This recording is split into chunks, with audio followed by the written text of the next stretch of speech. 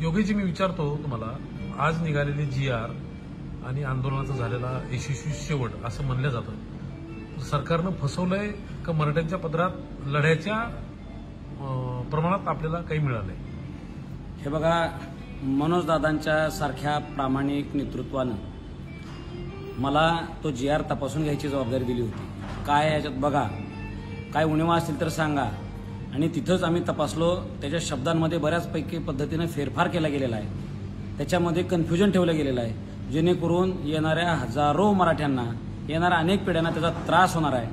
मनोजदादांना अनेक वकिलांनी घेरले आणि त्यांना मिसगाईड केलेलं आहे. माझं असं स्पष्ट म्हणणं आहे की सरकारनं आपल्याला फसवलेलं आहे. मनोजदादांनी अजूनही संयम बाळगावा. आम्ही त्यांच्या नेतृत्वात लढायला आजही तयार आहोत. ते आमच्यासाठी दैवत आहे. पण त्या GRचा बारकावा जर आपण वाचला तर आपल्याला त्याच्यातल्या अनेक उणिवा लक्षात येतील. हा GR कोणाला लाभाला मिळू शकतो? ज्यांच्या नोंदी कुणबी मराठा कुणबी किंवा कुणबी मराठा अशा असतील, अशा लोकांना त्याचा लाभ होईल. बरं, मग ह्यात वेगळं काय आहे? शिंदे समितीनं तर ते आधीच शोधलेलं आहे. बरं, अजून सोप्या भाषेत सांगतो, ज्या ज्या लोकांना शिंदे समितीच्या माध्यमातून नोंदी मिळालेल्या आहेत त्यांनाच तेवढा ह्यातला फायदा होणार आहे. दुसरी गोष्ट सांगतो, ज्या गावांमध्ये मराठा समाजाला नोंदच सापडलेली नाही अशाला अजिबात काही लाभ होणार नाही. आम्ही असाच ग्रह करत होतो, समजत होतो की हैदराबाद गॅझेटियर लागू करणं म्हणजेच तिथले सगळे मराठे कुणबे आहेत किंवा मराठा कुणबे आहेत किंवा कुणबी मराठा आहेत असं त्याच्यामध्ये कुठेही स्पष्टता नाही. आणि हैदराबाद गॅझेटियरच्या बाबतीत अनेक कायदेतज्ञांनी माझ्याशी चर्चा केलेली आहे. ह्या GRला सुद्धा चॅलेंज करता येईल. ह्याच्यातनं मराठ्यांच्या हातात पदरात काही मिळालेलं नाही. माझ्या दादांना ही विनंती आहे.